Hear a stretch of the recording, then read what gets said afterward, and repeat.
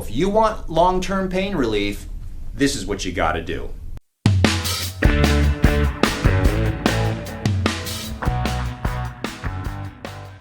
In the time that I've been a chiropractor, I've basically figured it out. There's a 3-step process of getting people to have kind of a permanent reduction of their lower back pain. Number 1, alignment. It is impossible to exercise yourself to be healthy if your joints don't work. People overlook this all the time. People are always doing exercises thinking their back will change alignment and their joints will get better.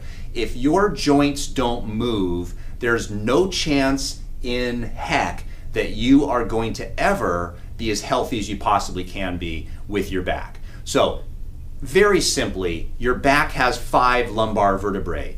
Each of those vertebrae have to contribute to movement. So if each of them move a little bit, when you bend to the side, and bend forward to the side, and bend forward and bend backwards, what's going to happen is each of those bones move a little bit, and that contributes to your global range of motion. If 2 or 3 of those vertebrae are not moving well in the direction that they're supposed to, your body's going to compensate. You're going to get areas where the bones try to move excessively. You're going to get instability. Your body's going to be spasming, and you will never, under any circumstances, get better unless those joints move well. So number 1, your alignment has to be good, and all the bones of your spine simply have to have movement. How do you fix that? You need to see a chiropractor.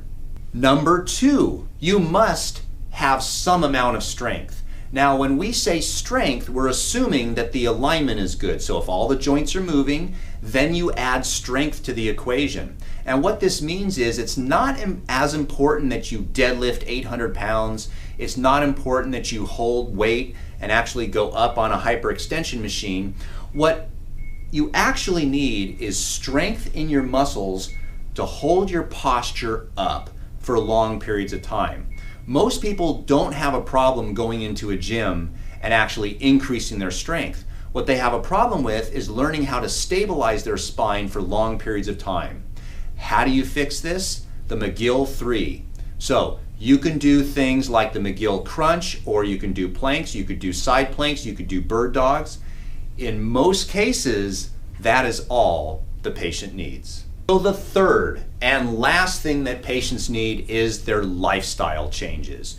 Very often people are sitting at desks like this, they're hunched over forward, then they drive their car to and from work, and then what do when they sit and eat? They hunch over and eat their food, and then they watch TV, or they play on the video games, or they watch YouTube with their phone.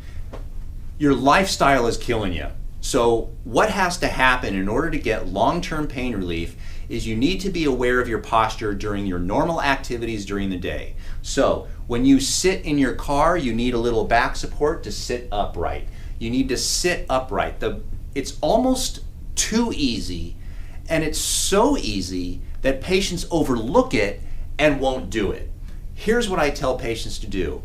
When you're thinking about it, this little notch right here, right at the base of your neck, right above your sternum, what happens is when you take a deep breath in and you lift your chest up, and then when you notice it goes up and your posture increases.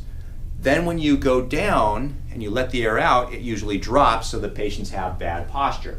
So what you're going to do is take a deep breath in, as deep as you can, let your chest go up. What this does is it raises your sternum and improves your posture, and it activates your spinal erector muscles. All of a sudden these are working now. But now when you let the air out, blow the air out, and don't let your chest drop.